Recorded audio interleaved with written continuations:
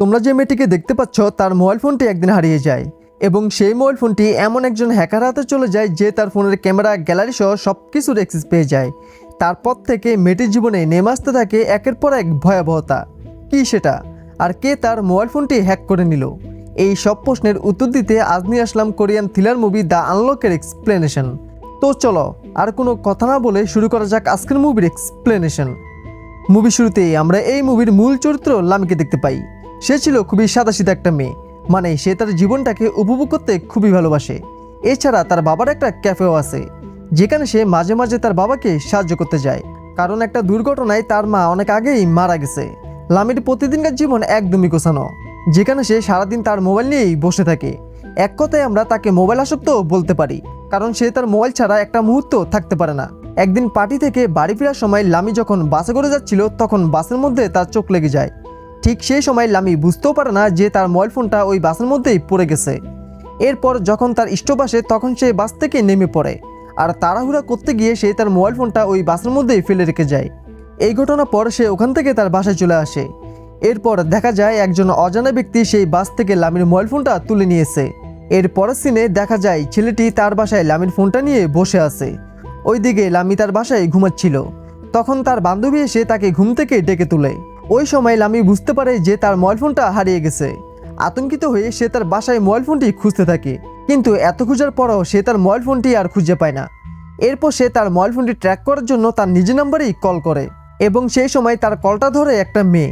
আসলে এটা ওই ছেলে ছিল যে বাস থেকে লামির ফোনটা তুলে নিয়েছে, কিন্তু সে একটা অ্যাপের মাধ্যমে তার কণ্ঠ নকল করে লামিকে বোকা বানাচ্ছিল। সে লামিকে বলে সে তার ফোনটা বাসের মধ্যে কুড়িয়ে পেয়েছে, কিন্তু এখন সে তার ফোনটা ফেরত দিতে চায়। এবার লামি তাকে একটা ক্যাফের লোকেশন দিয়ে বলে যদি সম্ভব হয় সে যেন এই ক্যাফেতে এসে তার ফোনটা ফেরত দিয়ে যায়। এই কথা শোনার পর ছেলেটিও সেই ক্যাফেতে যাওয়ার জন্য রাজি হয়ে যায়। এবার কল কাটার পর ছেলেটি লামির ফোনটা আনলক করার চেষ্টা করতে থাকে, কিন্তু অনেক চেষ্টা করার পরও সে লামির ফোনটা আনলক করতে পারে না। তাই রাগের চোটে সে তার ফোনটাই ভেঙে ফেলে। আর এখান থেকে দৃশ্য পরিবর্তন হয় একটা ক্রাইম সিনে, যেখানে পুলিশরা জঙ্গলের মধ্যে একটি মেয়ের মৃতদেহ খুঁজে পেয়েছে, কিন্তু বৃষ্টির কারণে সেখানে থাকা সকল প্রমাণ মুছে যায়, যার কারণে পুলিশরা এখন পর্যন্ত খুনিকে খুঁজে বের করতে পারেনি। তবে এই কেসের তদন্তকারী অফিসার মিস্টার জিম্যান কিছু প্রমাণ থেকে বুঝতে পেরেছে যে এই খুনটা হয়তো তার ছেলে করেছে। সে হলো ওই ছেলেটা যে বাস থেকে লামির ফোনটা কুড়িয়ে নিয়েছিল। তার নাম হলো জুন। তারা বুঝতে পারে জুন আগে থেকেই একজন খুনি। এখন প্রশ্ন হলো জুন এই খুনটা কীভাবে করেছে। আসলে অনেকদিন ধরে শহরের অনেকগুলো মেয়ে নিখোঁজ রয়েছে, আর আজকে যে খুনটা করা হয়েছে তার আশেপাশে এমন কিছু প্রমাণ পাওয়া গেছে যেগুলো দেখে বোঝা যাচ্ছে যে জুনই এই খুনটা করেছে। তো যাই হোক, তখন কিম তাকে বলে যে জুন হয়তো খারাপ ছেলেদের সাথে জড়িয়ে পড়েছে, আর তারা সবাই মিলে হয়তো এই খুনটা করেছে। তবে এই সব কিছু শোনার পরও জিমেন তাকে কিছুই বলে না। অন্যদিকে দেখা যায় লামি তার বাবার ক্যাফেতে তার বাবাকে সাহায্য করছিল। ঠিক সেই সময় জুন তাকে আবারও কল করে এবং বলে ভুলবশত তার ফোনটা নিচে পড়ে ভেঙে গেছে। আর যেহেতু ফোনটা নিচে পড়ে ভেঙে গেছে তাই ফোনটিকে রিপেয়ার করার জন্য একটি রিপেয়ার শপে দেওয়া হয়েছে। তাই জুন তাকে সেই রিপেয়ার শপের লোকেশন দেয় আর বলে সেখান থেকে ফোনটি নিয়ে আসতে। এই সব কিছু শুনে লামি চলে যায় সেই রিপেয়ার শপে। এবার সেখানে গিয়ে সে একজন মাস্ক পরা ছেলেকে দেখতে পায়। আসলে এটা ছিল জুন, যে তার মুখ ডেকে লামির সাথে কথা বলতে শুরু করে। সে লামিকে বলে যেহেতু আপনার ফোনটা নিচে পড়ে ভেঙে গেছে তাই এটিকে ঠিক করতে হলে আপনার পাসওয়ার্ডের প্রয়োজন। এটা শুনে লামি আর কোনো চিন্তা না করেই তাকে পাসওয়ার্ডটা দিয়ে দেয়। এবার পাসওয়ার্ড পাওয়া মাত্রই জুন তার ফোনে এমন একটা ভাইরাস ইনস্টল করে। এই ভাইরাসটা এতটাই শক্তিশালী ছিল যে জুন তার ফোনের সাথে যা ইচ্ছে তাই করতে পারত। লামি তো কিছুই বুঝতে পারে না তার ফোনের সাথে কি করা হয়েছে। আর ফোনটা ঠিক হলে লামি তার ফোনটা নিয়ে সোজা বাসায় চলে যায়। অন্যদিকে জুন তার ফোনের ক্যামেরা দিয়ে সব সময় তার উপরে নজর রাখতে শুরু করে। এছাড়াও লামি কোন সময় কোথায় যাচ্ছে, এবার সে কি করছে, এই সব কিছু জুন একটা খাতার ভিতরে নোট করে নেয়, কারণ এই সব কিছু দিয়ে সে লামিকে তার প্রেমের জালে ফাঁসাতে চায়। যাই হোক, পরের দিন সন্ধ্যায় সে এবার মাস্ক ছাড়াই লামিদের ক্যাফেতে যায়। তবে লামি তাকে এবার আর চিনতে পারে না। সে লামির কাছে একটা স্পেশাল ড্রিঙ্কসের অর্ডার করে, যেটা শুধুমাত্র তার বাবা তার জন্যই বানাতো।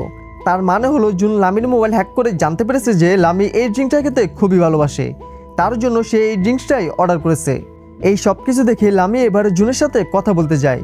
জুন তাকে এমন সব কথা বলতে থাকে যা শুনে লামি তার প্রতি ইমপ্রেস হয়ে যায়। পরের দিন সকালে লামি তার অফিসে চলে যায়। তখন জুন জানতে পারে যে লামি একটা অ্যাডভার্টাইজমেন্ট কোম্পানিতে চাকরি করে। অন্যদিকে আমরা অফিসার জিমেনকে দেখতে পাই। তখন সে তার স্ত্রীকে বলে যে হয়তো তাদের ছেলে একটা খুন করেছে, তবে তার ওয়াইফ এটা কোনোভাবেই মানতে চায় না। তখন জিমেন তার ওয়াইফকে তার ছেলে করা সেই চ্যাটগুলো দেখায় আর বলে আমি সব কিছু জেনে গেছি। ঠিক তখনই জিমেনের সরকারি ফোন থেকে একটা মেসেজ আসে যে তারা ইতিমধ্যে একটা লোকেশন খুঁজে পেয়েছে। তাই জিমেন তাড়াতাড়ি করে সেখান থেকে বেরিয়ে পড়ে। সেই সময় নষ্ট না করে সেই লোকেশনে চলে যায়। এখানে এসে সে যা দেখতে পায় এতে তার মাথা পুরোই ঘুরে যায়। সে দেখতে পায় পুরো রুমে ছড়িয়ে ছিটিয়ে আছে অসংখ্য নোটবুক আর এক বিকেস ভরা মোবাইল ফোন। এছাড়াও সে ওই মেয়েটির ছবিও দেখতে পায় যে কিনা গতকাল রাতে খুন হয়েছিল। তাই জিমেনের মনে হয় এই খুনগুলো তার ছেলে করেছে। ঠিক সেই সময় জুন লামির সাথে দেখা করে তার বাড়িতে চলে আসে। সে যখন ঘরের দরজা খুলছিল তখন তার কাছে মনে হচ্ছিল যে ভিতরে কেউ একজন আছে। তাই সে উকি দিয়ে দেখতে পায় ভিতরে তার বাবা কি একটা যেন খুঁজাখুঁজি করছে। এটা দেখে সেও বুঝতে পারে যে ইতিমধ্যে তার বাবা সব কিছু জেনে গেছে। তাই জুন আর কোনো কথা না বলে সেখান থেকে পালিয়ে যায়। এরপর সে আবারও লামিদের ক্যাফেতে চলে আসে আর এবার সে লামির বাবার কাছে একটা ড্রিঙ্কসের অর্ডার করে। তবে লামির বাবা তাকে সেই ড্রিঙ্কসটা দিতে চায় না। তবে জুন বলে যে সে তাদের নিয়মিত কাস্টমার, সে প্রায় সময় তাদের ক্যাফেতে আসে। তবে এই সব কিছু শুনে লামির বাবা বুঝতে পারে যে এই ছেলেটা মিথ্যা কথা বলছে। তখন লামির বাবা বলে আচ্ছা ঠিক আছে, তুমি বসো, আমি তোমাকে সেই ড্রিঙ্কসটা বানিয়ে দিচ্ছি। তবে আমি পরিচিত কাস্টমারের মুখ কখনোই ভুলি না।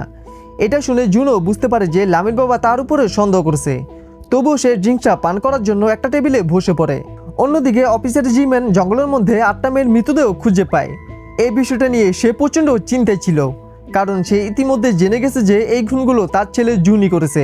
এখন তাকে যদি দ্রুত ধরা না হয় তাহলে সে কত মেয়েকে যে খুন করবে তার কোনো হদিশ নেই। তাই পুলিশের পুরো টিম বেরিয়ে পড়ে জুনকে ধরার জন্য। পুলিশেরা প্রথম সেই রিপেয়ার শপে যায় যেখানে এর আগে লামি তার মোবাইল ঠিক করতে এসেছিল। তবে এখানে এসে পুলিশরা কোনো প্রমাণই পায় না, কারণ এর আগে জুন এখানে এসে সব প্রমাণ নষ্ট করে ফেলেছিল। আর তখনই সেই সময় লামি সেই রিপেয়ার শপে চলে আসে জুনের সাথে দেখা করার জন্য। আর এখানে এসে লামি যা জানতে পারে এতে তার মাথা পুরোই ঘুরে যায়। সে এখানে এসে পুলিশের কাছ থেকে জানতে পারে যে জুন নামের যে ছেলেটা তাকে এতদিন ধরে সাহায্য করে আসছে মূলত সে একজন সিরিয়াল কিলার, আর সে ইতিমধ্যে 8জন মেয়েকে খুন করে ফেলেছে।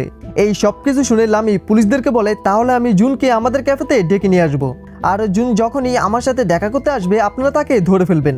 এটা শুনে পুলিশও রাজি হয়ে যায়। তো যাই হোক, লামি সেখান থেকে তার বাসায় চলে আসে। বাসায় এসে সে দেখতে পায় তার বাবা ঘুমাচ্ছে। তাই সে তার বাবাকে আর কোনো বিরক্ত না করে সে তার নিজের রুমে গিয়ে ঘুমিয়ে পড়ে। এবার তার কাছে জুনের একটি মেসেজ আসে। সেখানে জুন তাকে বলে যে সে আজকে অনেক বিরক্ত থাকায় সে আজকে লামির সাথে দেখা করতে পারেনি। এটা শোনার পর এবার লামি তার ফোনে কল করলে সে শুনতে পায় তাদের বাড়ির ওপরতলা থেকে ফোনের রিংটোনটি শোনা যাচ্ছে। এটা শোনার পর লামি বুঝতে পারে যে জুন হয়তো তাদের বাড়িতেই আছে। লামি প্রচণ্ড ভয় পেয়ে যায়। সে যখন হলরুমের দিকে যেতে থাকে তখনই জুন আগে থেকে তার জন্য অপেক্ষা করছিল। সে এবার লামির বাবাকে একদম বেঁধে রেখে বাথটবের কলটা চালু করে দেয়, যার কারণে লামির বাবা সেখানে ডুবতে থাকে। এছাড়াও সে লামির মুখে ট্যাপ লাগিয়ে তাকেও পানির মধ্যে ডুবিয়ে দেয়। ঠিক সেই সময় জুন বাড়ি থেকে কিছু শব্দ শুনতে পায়। সেও বুঝে যায় যে ইতিমধ্যে তার বাপ তাকে ধরার জন্য এখানেও চলে এসেছে। তারা কিছুক্ষণের মধ্যে জুনকে ধরেও ফেলে। তো যাই হোক, তারা লামি আর তার বাবাকে উদ্ধার করে নেয়। আর এখানেই আসে এই মুভির আসল টুইস্ট। আসলে জিমেনের ছেলে জুন অনেক আগেই মারা গেছে, আর যে লোকটি নিজেকে জুন বলে পরিচয় দিচ্ছে আসলে সে একজন সিরিয়াল কিলার যে কিনা তার ছেলে জুনকে অনেক আগেই মেরে ফেলেছে। তাই জিমেন প্রচণ্ড রেগে গিয়ে তাকেই একের পর এক গুলি করে সেখানেই মেরে ফেলে। আর এখানেই মুভিটা শেষ হয়ে যায়। তো যাই হোক, ভিডিওটা যদি ভালো লেগে থাকে তাহলে অবশ্যই ভিডিওতে একটা লাইক করে চ্যানেলটিকে সাবস্ক্রাইব করে দিন।